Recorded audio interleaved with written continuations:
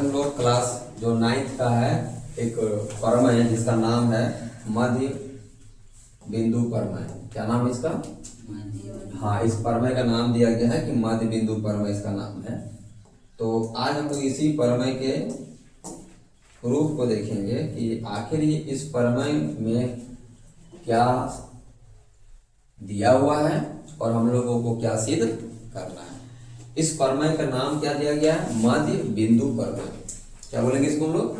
मध्य बिंदु प्रमेय। पहले समझते हैं कि जो प्रमेय है उसमें क्या कहना चाह रहा है।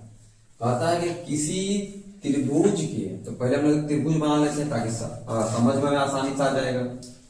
बोला गया ये त्रिभुज है, मान लीजिए, ठीक है। तो बोलता है कि किसी त्रिभुज की किन्हीं दो भुजाओं, तो त्रिभुज में कितनी भुजाएं होती है? 3 भुजा होती है। ये एक भुजा, ये 2 भुजा, ये 3 भुजा। थोड़ा सा और बड़ा बना लेते हैं, है ना? आप तो दिख रहा है ना कितनी भुजा त्रिभुज की? 3 भुजा त्रिभुज की। तो त्रिभुज की 3 भुजा में से बोलता है किन्हीं भी 2 भुजाओं के मध्य बिंदुओं को मिलाने से, देखो मध्य बिंदु को मिलाएंगे तो मध्य बिंदु का मतलब क्या हुआ कि ये पूरा भुजा है तो इसका पूरा बीचे बीच हम लोग बिंदु ले लिए, पूरा बीचे बीच। और ये भुजा है, इसके भी पूरा बीचे बीच एक बिंदु ले लिया। अब बताया अगर इन दोनों को मिलाएंगे, इन दोनों को मिलाएंगे एक रेखा बनेगा ना। इन दोनों को ऐसे मिलाने से क्या बनेगा? एक रेखा बनेगा, बनेगा रेखा। तो यहाँ वही बोला जा रहा है कि किसी त्रिभुज की किन्हीं 2 भुजाओं के मध्य बिंदुओं को मिलाने वाला रेखाखंड होगा वो तीसरी भुजा के समांतर होगा। अब बताइए, एक भुजा में इसको नाम दिए, दूसरा भुजा ये है, तो तीसरा भुजा कौन हुआ? ये ना हुआ। तो सवाल है कि तीसरा भुजा के समांतर होगा ये लाइन, जो लाइन हम लोग दोनों मध्य बिंदुओं से होकर जो खींचे हैं, ये रेखा इस रेखा का क्या होगा? समांतर होगा। मतलब हम लोग को यही वाला क्या करना है? सिद्ध करना है। फिर समझोगे क्या सिद्ध करने बोले हम लोग बोल रहे हैं कि हमारे पास एक त्रिभुज है। क्या है? त्रिभुज है। और ये त्रिभुज हम लोग जानते हैं 3 भुजा होता है त्रिभुज का, जानते हैं त्रिभुज में 3 भुजा होता है। एक भुजा तुम्हारा ए से बी हो गया, और एक भुजा ए से सी हो गया, और एक भुजा बी से लेकर सी, 3 भुजा हुआ।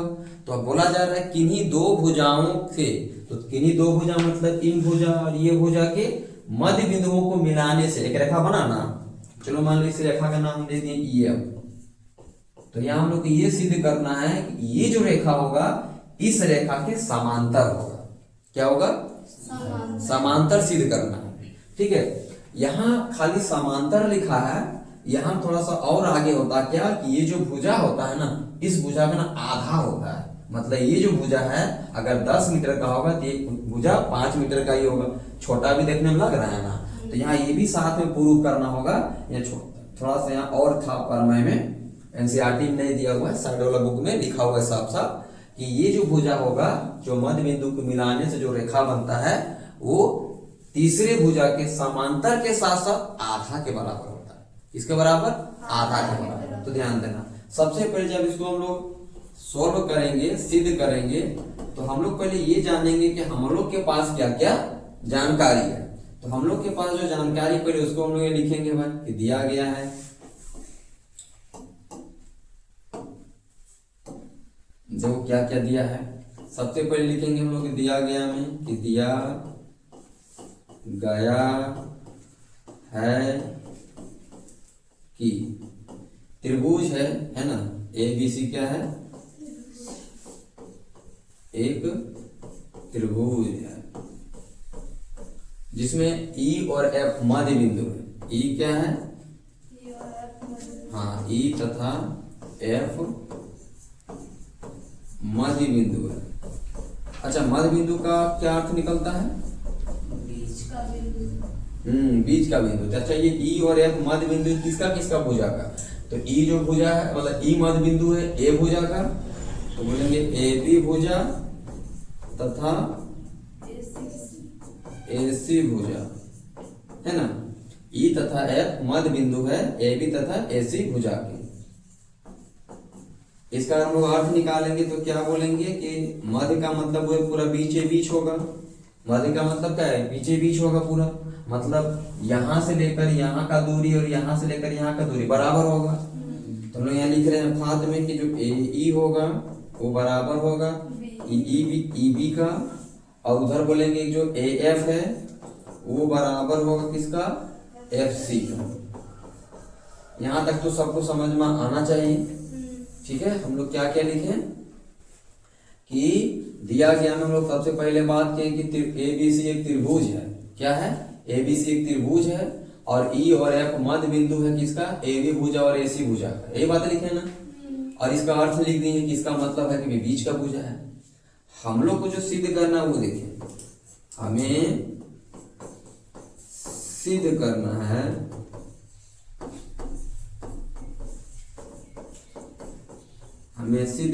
है कि जो ई एफ जो हम लोग रेखा खींचे हैं ई एफ वो समांतर करना है, मतलब समांतर सिद्ध करना है किसका, बीसी का। और साथ में हम लोग देखो ये भी सिद्ध करेंगे कि जो ई एफ होता है ई एफ वो ना बराबर होगा लेकिन आधा के, इसके बीसी का जब आधा करेंगे उसके बराबर ई एफ होगा। ये दो बात को हम लोग क्या करेंगे, सिद्ध करेंगे। अब सिद्ध करने के लिए देखिए हम लोग यहाँ रचना करना पड़ेगा। रचना में देखो क्या करेंगे, उधर सी से, सी कहाँ दिख रहा है, दिख रहा है ना, सी से एक ऐसा रेखा खींचेंगे ना जो ए बी का ना एकदम समांतर होगा। किसके समांतर होगा, ए बी। देखो दिखने में लग रहा है समांतर, इसके रेखा, ये रेखा किसके समांतर नहीं दिख रहा है।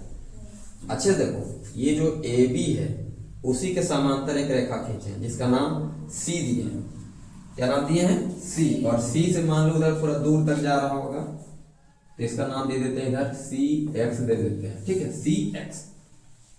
तो जो सी एक्स रेखा खींचे हैं वो किसके समांतर हम खींचे हैं, ए बी के। मतलब सी से सी एक्स है ना, सी एक्स खींचे हैं जो समांतर है किसका, ए बी का।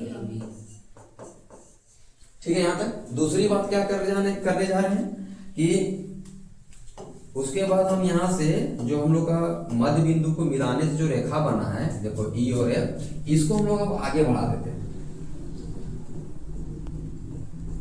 देखो ये कहीं ना कहीं इसको काट रहा होगा ना, सी एक्स को कहां पे काट रहा है, किस पॉइंट पे काट रहा है, तो हम उस पॉइंट का नाम दे देते हैं ए बी सी दे चुके हैं, ई एफ दे चुके हैं, इसका नाम दे देते हैं डी। समझ में आ रहा है। मतलब हम लोग ये भी बात ये लिखेंगे कि ई एफ से होते हुए एक रेखा ई एफ से ई एफ को लिख देते हैं, ई एफ को आगे बढ़ाने से ई एफ को आगे बढ़ाने पर डी बिंदु पर मिला है ना, डी बिंदु पर क्या मिला रेखा सी एक्स पर, है कि नहीं। ये रेखा क्या था, सी एक्स था। तो रेखा सी एक्स पर ई एफ को जब बढ़ाने पे कहां पे मिला, डी बिंदु पर मिला। अब इतना तुम लोग जान रहे कि ये पूरा रेखा जो है ए बी वो पूरा सी एक्स का क्या है, समांतर है। तो बताओ समांतर तो समांतर होता है। अगर हम बोलेंगे ये रेखा यहां से ये रेखा समांतर है तो क्या रेखा बराबर नहीं होगा, मतलब समांतर नहीं होगी इसके। हमारा कहने मतलब ये जो रेखा बीई है और जो सी डी वो समांतर नहीं होगा, समांतर होगा ना। अच्छा आप लोग इतना तो जानते हो ना कि अगर इस तरह से अगर दो रेखा ये मान लो समांतर है और ये वाला मान लो कि काटने वाला ऐसा कोई काटने वाला ऐसा काटने वाला तिर्यक रेखा है, तो बताओ अगर ये ऐसा काट रहा है तो अगर हम बांध रहे हैं कि ये रेखा और ये रेखा मेरा समांतर है दोनों और ये काट रहा है, इतना तो हम लोग कह सकते हैं कि यहाँ का जो कोना और यहाँ का कोना ये दोनों बराबर होगा। कौन सा नियम से, एकांतर अंतर कोण के नियम से, कि यहाँ का कोना यहाँ के कोना के, मतलब मेरे कहने का मतलब यहाँ का जो कोना होगा वो मेरा इस त्रिभुज के यहाँ का कोना के बराबर नहीं होगा। कि नहीं होगा, एकदम होगा। कि भाई अगर ये रेखा ऐसे काट रहे हैं तो यहाँ का कोना होगा, और अगर ये रेखा यहाँ पे है तो हम लोग यहाँ पे भी बोल सकते थे कि यहाँ पे, चलो यहाँ हटा देते हैं, गलत बोल रहे हैं, मिस्टेक हो गया। यहाँ पे नहीं होगा, यहाँ पे ना होगा, जहाँ पे समांतर रेखा है वहां पे खींचना को यहाँ खींच के दिया हम, यहाँ खींचना था एक ये जगह। ठीक है, क्योंकि देखो ये देखो ऐसे गया रेखा ये वाला ई से लेकर डी तक। अगर हम मान लेते हैं कि ये मेरा ई है और ये मेरा डी है तो जहाँ ई है वहां पे ना बना है कोना, तो जहाँ पे डी होगा वहां ना बनेगा कोना है। देखो जहाँ डी वहां ना बनेगा कोना। आप समझ में आया? मिस्टेक हो गया था, सही हो गया। तो ये रचना से हम लोग फिलहाल इतना कर चुके हैं। अब आगे ध्यान दो, आगे हम क्या बोलना चाह रहे हैं उसको पहले समझो, ठीक है। आगे हम ये बोलना चाह रहे हैं कि हम लोग तो इतना जान ही रहे हैं कि इस त्रिभुज का ये जो भुजा है वो तो मध्य बिंदु है, तो भाई दोनों ही बराबर है। जैसा कि दिया गया हम लिखे थे कि ए ई बी के बराबर है और जो ए एफ है किसके बराबर है, एफ सी के बराबर है। अगर हम लोग इस दोनों त्रिभुज को सर्वांगसम करना चाहें तो क्या सर्वांगसम नहीं होगा? होगा कि नहीं होगा? सोचो, क्योंकि हमको तीन चीज चाहिए और तीन चीज में देखो लगभग तो मिल ही रहा। इस भुजा का ए भुजा एक हो गया, दूसरा यहाँ का कोना जिसको शीर्षाभिमुख कोण कहते हैं, और तीसरा यहाँ का भुजा यहाँ के भुजा, मतलब यहाँ का कोना, ये कोना यहाँ के कोना से, है कि नहीं? तो हम लोग परमाणु में आते हैं, सबसे पहले यही दो त्रिभुज को हम लोग क्या करते हैं, सर्वांगसम करते हैं।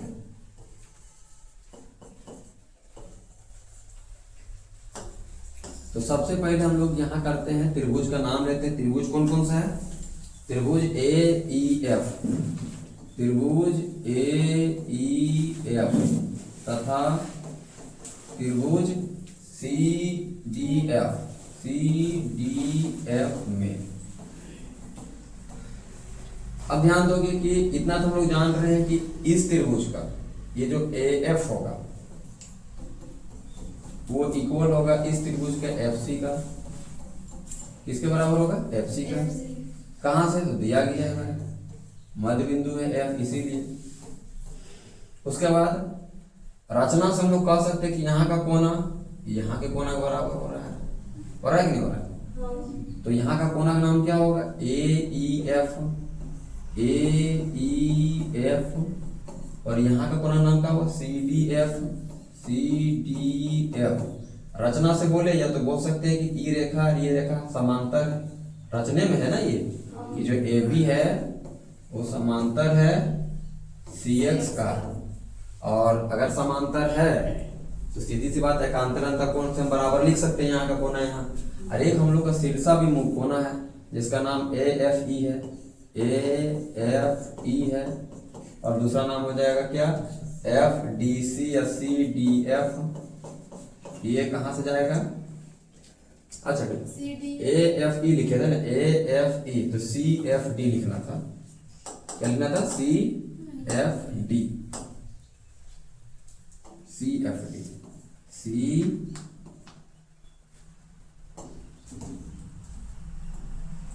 एंगल सी एफ डी है ना। इसका क्या नाम लिखेंगे इधर? शीर्षाभिमुख को ना, क्या लिखेंगे? शीर्षाभिमुख कोण से।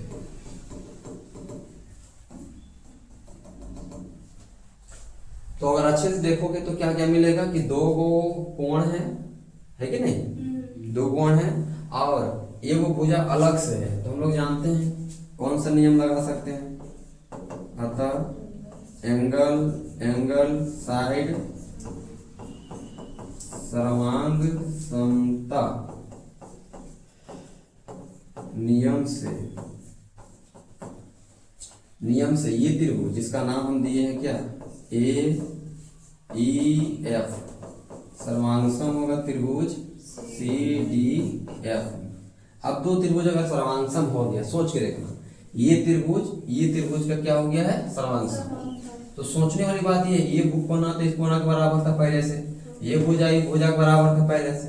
अब हम लोग सीपीसीटी में ये तो लिख सकते हैं कि इस त्रिभुज का ये जो भुजा होगा, ये वाला भुजा इस त्रिभुज की भुजा के बराबर नहीं होगा, क्योंकि ये इसके बराबर है, यहाँ कोण इसके बराबर है, यहाँ कोण इसके बराबर, ये भुजा इसके बराबर होगा। मतलब सीपीसीटी से लिख सकते हैं हम लोग कि जो ए ई है वो किसके बराबर है? सी डी से। और दूसरी बात हम ये भी लिख सकते हैं कि इसका जो ई एफ होगा वो भी बराबर होगा किसका? इसका एफ डी का।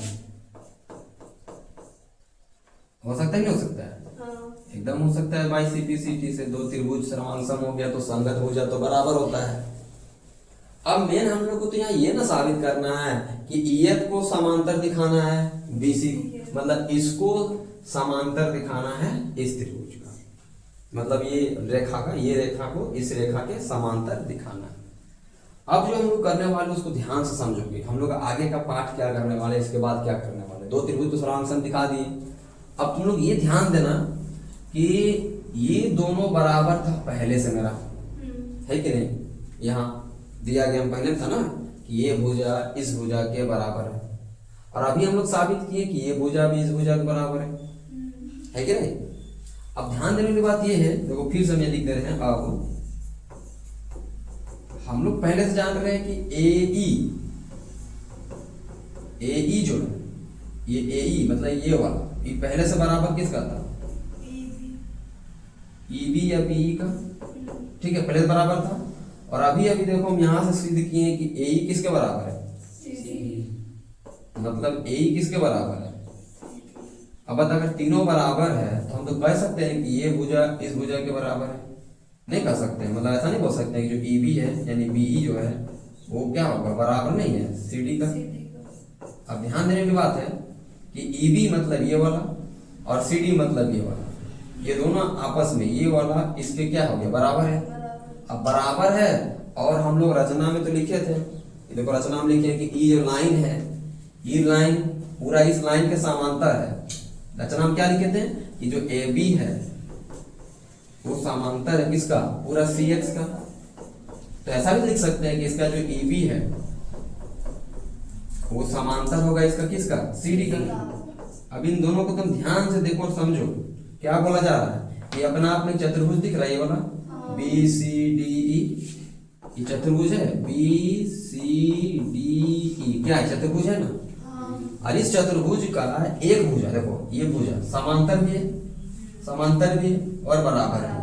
तो किसी भी चतुर्भुज का अगर एक भुजा, चतुर्भुज बी सी डी ई के एक भुजा, देखो एक भुजा क्या है, एक भुजा बराबर भी है तथा क्या है, समांतर भी है। अगर ऐसा है कोई भी चतुर्भुज का एक भुजा बराबर भी हो और समांतर भी हो तो समझ जाना कि वो चतुर्भुज जो है यानी कि बी सी डी ई एक ऐसा चतुर्भुज होगा, समांतर चतुर्भुज होगा। क्या होगा, समांतर चतुर्भुज होगा। ऐसा क्यों? क्योंकि इसका एक भुजा बराबर भी है और समांतर भी है, और बराबर है समांतर है इसका मतलब समांतर चतुर्भुज है। और अगर ये समांतर चतुर्भुज हो गया तो इतना तो हम लोग कह सकते हैं कि अभी पूरा भुजा जिसका नाम था ईडी, क्या होगा, ईडी जो होगा, ई वाला ईडी वो भी तो समांतर होगा पूरा बीसी का, होगा कि नहीं होगा? समांतर चतुर्भुज में क्या होता है, आमने सामने भुजा समांतर होता है। अगर ये पूरा चतुर्भुज को हम समांतर मान रहे हैं तो अब ये भुजा भी तो, जैसे अगर इधर का भुजा इधर का समांतर हुआ तो ऊपर वाला भुजा भी तो नीचे वाला भुजा के समांतर होगा। लेकिन बात हम यहाँ देखो क्या कर रहे हैं कि अगर ये पूरा इसके समांतर है तो ये छोटा सा रेखा भी तो इसी का समांतर है। समांतर तो समांतर होता है, जरूरी थोड़ी कि बराबर ही होगा। तो हम यहाँ क्या बोलेंगे कि जो ईएफ होगा वो क्या होगा, समांतर होगा बीसी का। और याद रखना यही चीज हम लोग को क्या करना था, सिद्ध करना था कि ईएफ जो होगा किसके समांतर होगा, बीसी के समांतर। लेकिन देखो साथ में इसको भी देखो प्रूव करने वाला, कैसे? क्योंकि अगर ये समांतर चतुर्भुज है, ये वाला ये चतुर्भुज समांतर है, तो समांतर चतुर्भुज का नियम क्या कहता है कि आमने सामने का भुजा समांतर भी होता है। और एक हम लोग परमय पढ़े थे 8.2 में कि अगर समांतर चतुर्भुज है, क्योंकि अब हम लोग तो इसको साबित कर दिए कि समांतर चतुर्भुज है, और अगर ये समांतर चतुर्भुज है तो इसके आमने सामने का भुजा क्या होता है, बराबर होता है। अब सोचो अगर बराबर होगा तो ये ईडी बराबर होगा किसका, पूरा बीसी का, होगा कि नहीं होगा? अब इस ईडी को हम लोग दो भाग लिख सकते हैं, EF plus F D, EF plus F D, या ईएफ, हाँ EF plus F D equal to क्या होगा, बीसी। अब ध्यान देने वाली बात यह है कि हम लोग अभी कुछ देर पहले ही ये साबित किए हैं कि ईएफ यानी ये वाला भुजा दोनों बराबर है, दोनों बराबर है। तो हम लोग एफ डी के जगह पे हाँ यहाँ पे EF भी लिख सकते हैं, और ये क्या हो गया, इधर BC के बराबर हो गया। अब इतना तो हम लोग जान रहे हैं कि EF का हो जाएगा 2EF होगा, इधर क्या देगा BC। अगर हम यहाँ से EF के बारे में बात करेंगे तो उधर भाग 2 मल्टीप्लाई डिवाइड हो जाएगा, 1/2 क्या बन जाएगा BC। तो दूसरा पार्ट ये भी तो हम लोग को दिखाना था बराबर, हाँ। कि जो EF होता है वो आधा के बराबर होता है BC का। हुआ कि नहीं हुआ? अब बताइए हम लोग कहाँ से लिख रहे हैं, क्योंकि हम लोग जानते हैं कि ये जो BCDE है एक समांतर चतुर्भुज है। BCDE क्या है, एक समांतर चतुर्भुज है।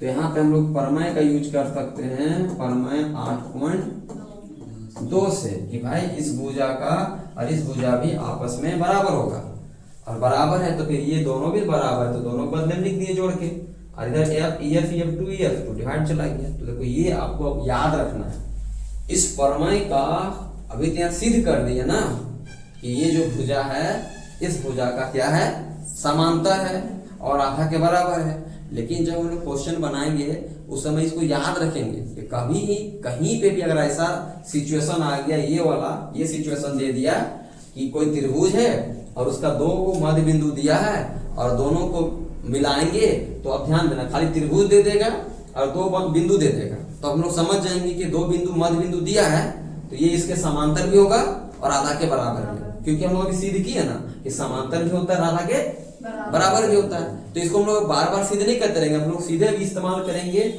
इसका नाम से, यानी परमय 8.8 बोलेंगे, या इस परमय का नाम होता है उसका नाम बोलेंगे मध्य बिंदु परमय। इस परमय का नाम क्या दिया गया है, मध्य बिंदु परमय। ठीक है, मध्य बिंदु परमय। अब इसी का अपोजिट एक परमय लगभग इसी के जैसा, इसका नाम मध्य बिंदु परमय है। इसमें बोला गया था कि समांतर साबित करना है। अब अगला वाला क्या बोल रहा है कि एक तरफ का दे दिया है, अब निकालते हैं सवाल को पहले।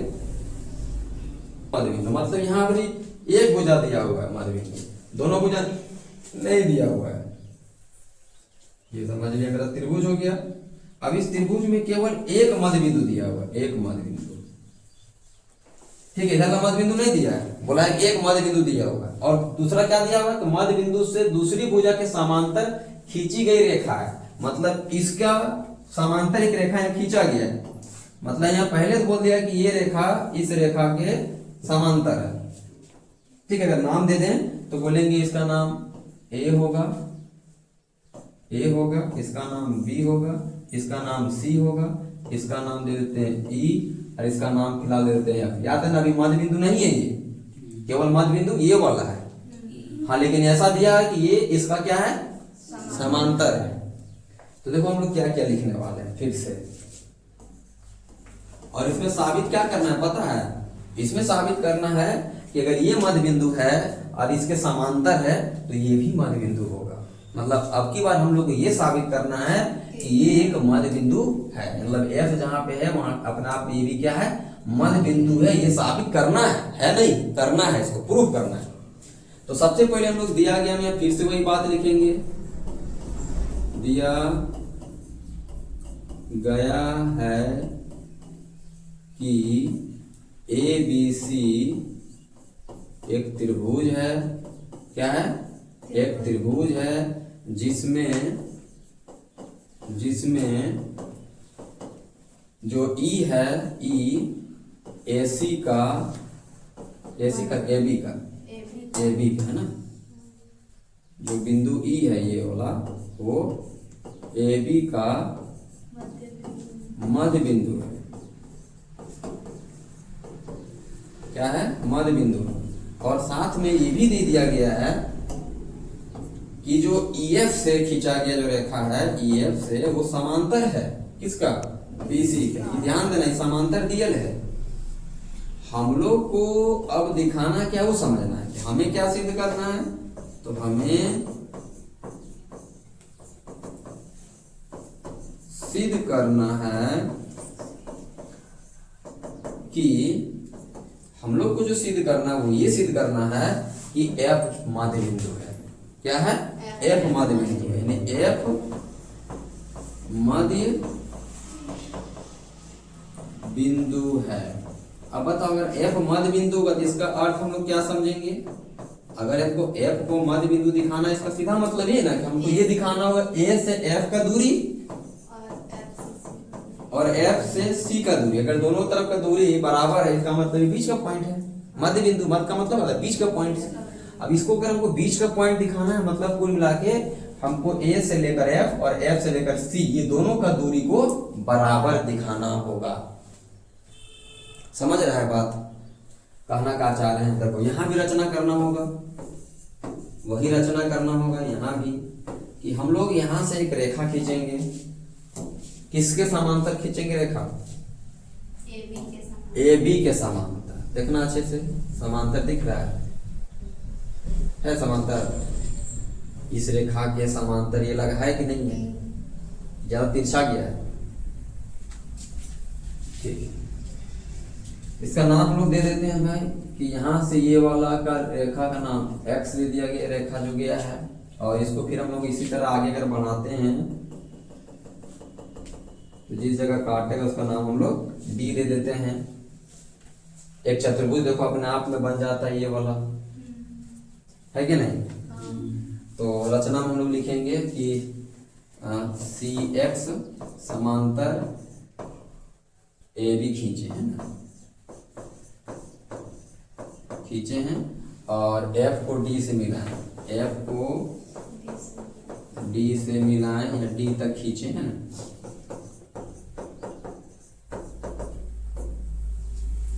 अब ये तो हम लोग को पहले से दे रहे थे समांतर, नहीं दे रहे पहले से समांतर। एक तो पहली बात ये दे दिया है कि ये वाला भुजा इसके बराबर हो, क्योंकि ये मध्य बिंदु दिया हुआ है। और हम लोग ये दिया हुआ है कि ये रेखा इस रेखा का क्या है? समांतर है। ये तो दिया हुआ है ना। चलो जो जो दिया हुआ है उसके आधार पे हम लोग आते हैं और फिर इसको हम लोग क्या करते हैं, ये दोनों त्रिभुज को समांसम करते हैं, यानी प्रमाण में आते हैं। देखो प्रमाण में हम लोग फिर से वही कहानी को दोहराएंगे। इस त्रिभुज में आएंगे, त्रिभुज का नाम देंगे क्या है? ए ई एफ, तथा त्रिभुज का नाम देंगे इसका सी डी एफ। और सिद्ध करने के लिए कम से कम हमको तो 3 चीज चाहिए। कितना चीज चाहिए? 3 चीज चाहिए। अब फिर ये देख लो 3 चीज मिल रहा है नहीं मिल रहा है। सबसे पहले तो ये मिल रहा है कि यहाँ का कोना जो होगा वो यहाँ के कोना के बराबर होगा। अरे जब पहले बोल दिया है कि ये रेखा और ये रेखा आपस में समांतर है, इसका मतलब यहाँ का कोना और यहाँ का कोना तो बराबर होगा, है कि नहीं? तो 2 को तो मिल गया। अब तीसरा हम लोग को यहाँ पर ढूंढना होगा कि जब हम लोग बोल रहे हैं कि ये वाला समांतर है इसका, बोले ना भाई रचना में क्या लिखे कि ये वाला इसके समांतर है और ये वाला जो है इसके समांतर, ये वाला केवल इतना सा क्या है? इसके समांतर है। हम लोग के पास टोटल कितना चीज है? 2 चीज फिलहाल है। एक तो यहाँ वाला इसके बराबर एक मिल रहा है, दूसरा यहाँ वाला इसके बराबर मिल रहा है। तीसरा हम लोग के पास नहीं है क्या? नहीं है। तो तीसरा पहले क्या कर लेना होगा? ढूंढना होगा। तो देखा जाए तो इतना तो हम लोग जान रहे हैं कि ये अगर समांतर है इसका, क्लियर, मतलब ये आगे वाला भी समांतर होगा इस पूरे का, क्लियर है? देखो फिर से लिख रहे हैं क्या क्या जानना आप। परमाणु को देखो बाद में लिखेंगे, परमाणु ई वाला बाद में देखेंगे, पहले देखो समझो इसको। हम ये बोल रहे हैं कि हम लोग क्या खींचे हैं कि ये वाला जो है पूरा, यानी हम लोग खींचे कि सी एक्स समांतर किसका?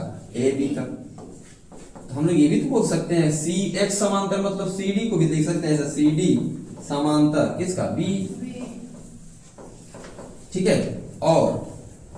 और हम लोग को गिवन में भी दिया हुआ है कि ये रेखा यानी कि ई एफ समांतर किसका? B C. तो हम लोग यहाँ ये भी तो कह सकते हैं सी एफ बोले या पूरा सी डी बोले, मतलब ई डी बोले पूरा, तो ई डी समांतर क्या? B C. और यहाँ पहले जान रहे हैं कि सी डी समांतर है बी का। अब ध्यान देने की बात है, अगर इस चतुर्भुज को देखें अच्छे से, जिसका नाम है चतुर्भुज बी सी डी ई, तो इस चतुर्भुज का देखो यहाँ ये जो चतुर्भुज है, इस चतुर्भुज का CD पैरेलल है, समांतर है BE का, मतलब ये भुजा पूरा इसके समांतर है, और ED मतलब ये वाला, मतलब ED लिखे ना, हाँ ED मतलब ये भुजा BC का समांतर है, और BE जो है किसके समांतर है, CD का। तो देखा जाए चतुर्भुज का आमने सामने भुजा आपस में क्या हो गया, बराबर हुआ है ना। चतुर्भुज के बराबर नहीं, समांतर बोलेंगे, आमने सामने भुजा क्या निकला, समांतर। अब बताओ अगर समांतर चतुर्भुज कहलाने के लिए इतना तो काफी है ना कि आमने सामने का भुजा क्या है, समांतर है। तो किसी चतुर्भुज के अगर आमने सामने के भुजा, जिसको बोलते हैं सम्मुख भुजा, किसी चतुर्भुज के सम्मुख कर भुजा बराबर समांतर है, क्या है, भुजा समांतर है। जैसे चतुर्भुज BCDE का सम्मुख भुजा समांतर है, क्या है, अगर समांतर है तो हम तो कह सकते हैं अब ये कि जो चतुर्भुज BCDE होगा वो एक समांतर चतुर्भुज होगा, क्या होगा, समांतर चतुर्भुज होगा। अब सोचो अगर समांतर चतुर्भुज होगा तो यहाँ पे हम लोग परमेय इस्तेमाल कर सकते हैं 8.2 को, नहीं परमेय 8.2 में क्या बोला था, अगर कोई समांतर चतुर्भुज होगा तो उसके आमने सामने के सम्मुख भुजा भी बराबर होगा। तो अगर बराबर होगा तो ये समांतर चतुर्भुज है, तो इसके जो सम्मुख भुजा क्या होगा, ये वाला होगा, इसके बराबर होगा कि नहीं होगा। मतलब हम लोग लिख सकते हैं कि BE किसके बराबर होगा, CD का। अब ध्यान देने वाली बात ये है कि BE किसके बराबर है, और B खुद किसके बराबर है, नहीं बराबर है। देखो यहाँ लिख देते हैं कि जो अच्छा मध्य बिंदु AB मध्य बिंदु, इसका क्या अर्थ निकलता है ना, मध्य बिंदु पर ये इसका क्या अर्थ निकलता है कि AE बराबर है EB का या BE का। तो सोचो हम BE के जगह पे लिख सकते हैं AE, क्योंकि बराबर है। अब ध्यान दो, एक चीज तुमको यहाँ से मिल गया कि इस त्रिभुज का AE जो होगा इस त्रिभुज का CD के बराबर होगा कि नहीं होगा। अब हम लोग जाएंगे इस त्रिभुज में जहां पे हम लोग को सर्वांशन दिखाना है, इसमें जाएंगे जहां हम लोग को सर्वांशन दिखाना है। कि सर्वांशन दिखाने के लिए हमको 3 चीज चाहिए था, कितना चीज, पूरा आ जा रहा है, इसको कैसे सेपरेट करें हम,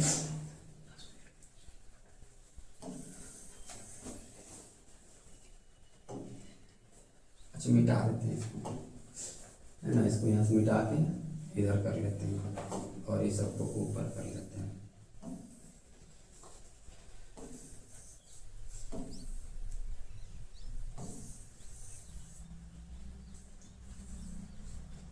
चलो अब सही है। अब हम लोग प्रमाण मतलब अब हम लोग जो 2 त्रिभुज है इसमें चलेंगे, है ना। त्रिभुज कौन सी नाम है, AEB तथा त्रिभुज AEF है ना, मिस्टेक, AEF तथा त्रिभुज क्या है, CDF। अब हम लोग यहाँ तीनों चीज आराम से मिल जाएगा। कौन किसके बराबर मिलेगा, तुम ध्यान देखो। सबसे पहले तो यही दिख रहा है अभी एगो कि इस त्रिभुज का जो AE होगा उस त्रिभुज के CD के बराबर होगा। इसको लिख देते हैं समीकरण 1, ताकि यहाँ पे लिख सकते हैं कि समीकरण 1 से लिख रहे हैं, ठीक है। एक तो हो गया, ये भुजा हो गया, ये भुजा, और 2 कौन दिख रहा है, ये कौन इसके बराबर, कोना का नाम क्या देंगे, AFE, है ना, AFE, और CFD ये चला जाएगा तुम्हारा किसका, शीर्षा मुख कोलम, शीर्षा भी मुख कोलम बन जाएगा ये, और एक एकांतर बन जाएगा यहाँ से यहाँ वाला AEF, एंगल AEF बराबर होगा एंगल CDF का, CDF, और ये जाएगा एकांतर अंतःकोण में। क्यों जाएगा एकांतर अंतःकोण में, क्योंकि हमको मालूम है कि ये भुजा इस भुजा के समांतर है। अभी कौन सा नियम में गया, एंगल साइड, हम लोग लिख सकते हैं अतः एंगल साइड सर्वांग समता नियम से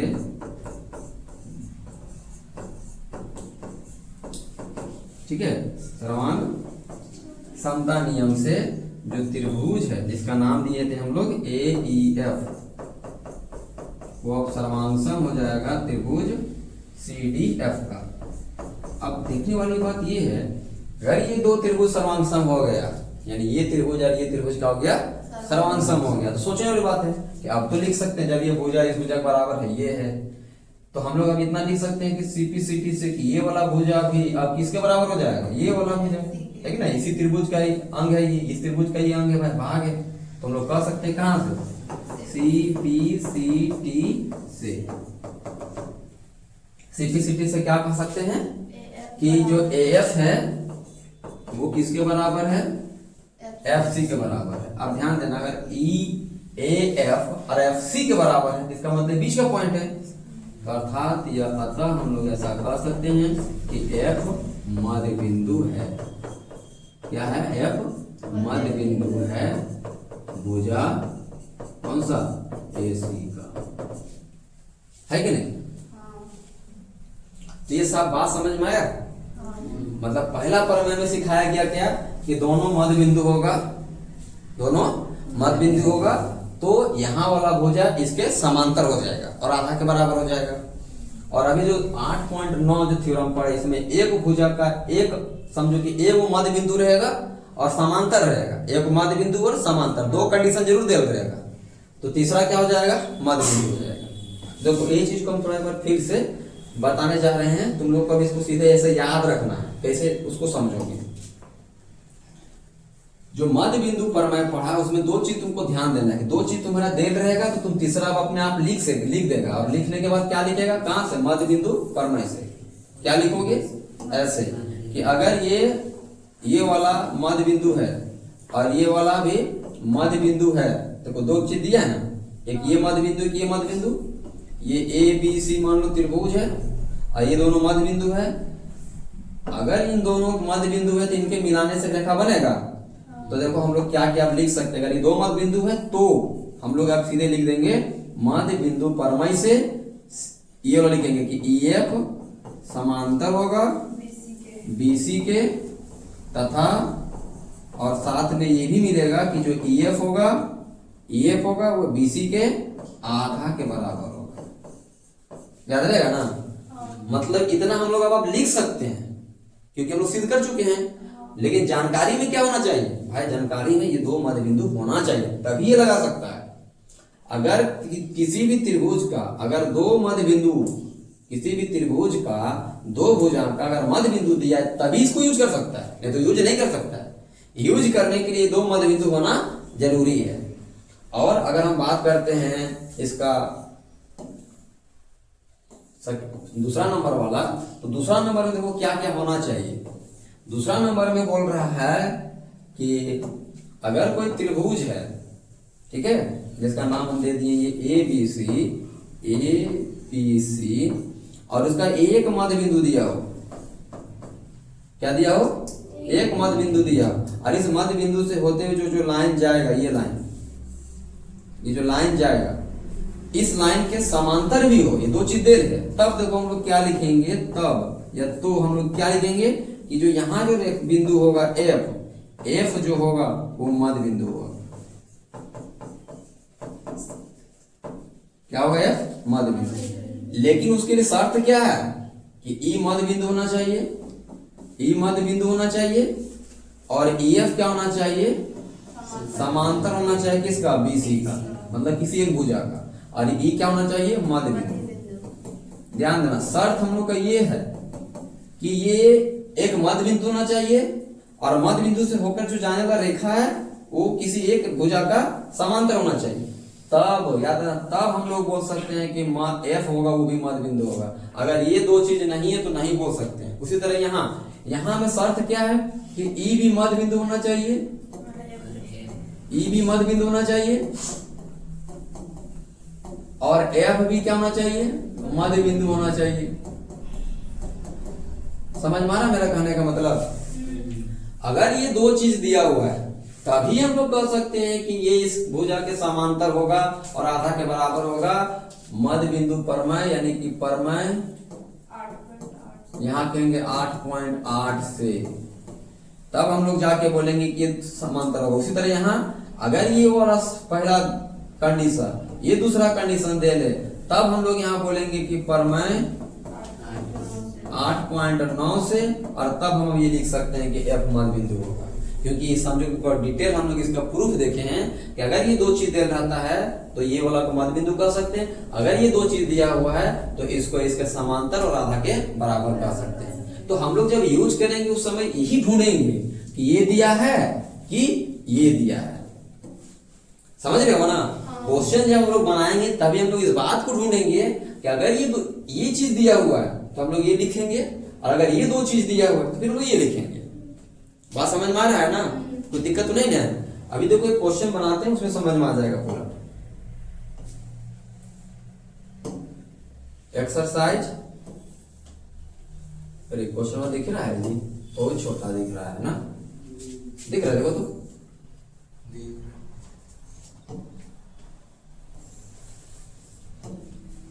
दिख रहा है।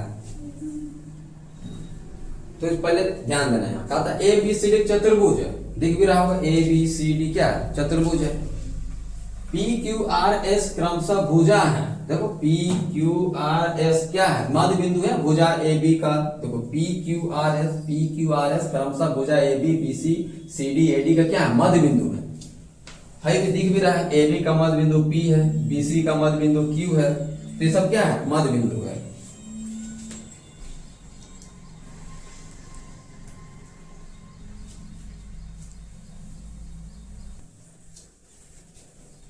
तो यहाँ पे दिया हुआ है फोटो में कि पी क्यू आर एस क्या है? मध्य बिंदु है। हम लोग को सबसे पहले ये दिखाना है कि एस आर जो होगा, एस आर कहाँ पे? देखो फोटो में कहाँ दिख रहा है? एस आर ये बोला, एस आर दिख रहा है ना? कहता है एस आर जो होगा समांतर भी होगा और आधा के बराबर भी होगा।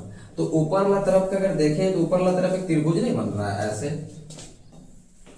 दिखाते हैं, इसको थोड़ा दिखा रहे हैं कैसे त्रिभुज बन रहा है। आप देखो ऐसा दिख रहा है ऊपर तरफ। ऊपर तरफ लोग नाम देखें अच्छा से, दिख रहा होगा डी, यहाँ पे ये वाला दिख रहा है ना? और यहाँ पे मान लो ये सी दिख रहा है, ये वाला सी और ये वाला ए। और यहाँ पे देखो एस का मध्य बिंदु है और आर क्या है? मध्य बिंदु है। तो थोड़ा सोचो, अगर ये दोनों को मिलाएंगे ऐसे तो ये दोनों क्या होगा? समांतर होगा? होगा कि नहीं होगा? क्योंकि ये जो तो मालूम है ना कि एस और आर क्या है? मध्य बिंदु है। एस क्या है? मध्य बिंदु है एडी का, और सीडी का मध्य बिंदु कौन है? तो बताओ दोनों को मिलाएंगे तो एक रेखा बनेगा ना? तो ये रेखा जो बनेगा, क्योंकि ये दो चीज हमको चाहिए तो दोनों चीज दे दो। ये एस भी मध्य बिंदु है, आर भी मध्य बिंदु है, तो मध्य बिंदु परमय का इस्तेमाल करके कह सकते हैं ये इसके समांतर भी होगा और आधा के बराबर भी होगा। पहला वाला क्या हो जाएगा? सिद्ध होगा कि नहीं होगा? तो पहले जो दिया है उसको लिखो। सबसे पहला इस क्वेश्चन का सॉल्यूशन में सबसे पहले क्या दिया वो देखो। यहाँ पे बताया जा रहा है, दिया गया में कि ए बी सी डी चतुर्भुज है। क्या है? हाँ, ए बी सी डी एक चतुर्भुज है और पी क्यू आर एस सब क्या है? मध्य बिंदु है। तो पी क्यू आर एस क्या है? मध्य बिंदु है। कौन कौन भुजा का? सब भुजाओं का है ना, अपना अपना सब दिया हुआ है। जैसे भुजा ए बी का है, मध्य बिंदु पी था, है ना, फिर बी सी है, फिर कौन सी होगा? सी डी होगा, और फिर क्या होगा? ए डी, है ना, क्रमशः बोल सकते हैं। तो इतना कुछ हम लोग को दे दिया है कि सब मध्य बिंदु है भाई, सब अपना अपना है, सभी भुजाओं का एक मध्य बिंदु दे दिया है। मेन जो हम लोग को यहाँ पे ये दिखाना है, सबसे पहले तीन चीज क्या क्या दिखाना है? पहला हमें सिद्ध करना है, हमें सिद्ध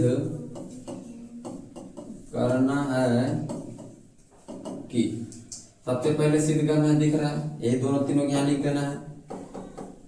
अब जब हम लोग प्रमाण में आते हैं और इसको सिद्ध कैसे करते हैं, तो सबसे पहले हम लोग इसी त्रिभुज जाएंगे जिसका दिख भी रहा है, त्रिभुज ए सी डी में, त्रिभुज ए सी डी में। और इस त्रिभुज में हम लोग साफ साफ दिख रहा है एस और जो आर है वो क्या है?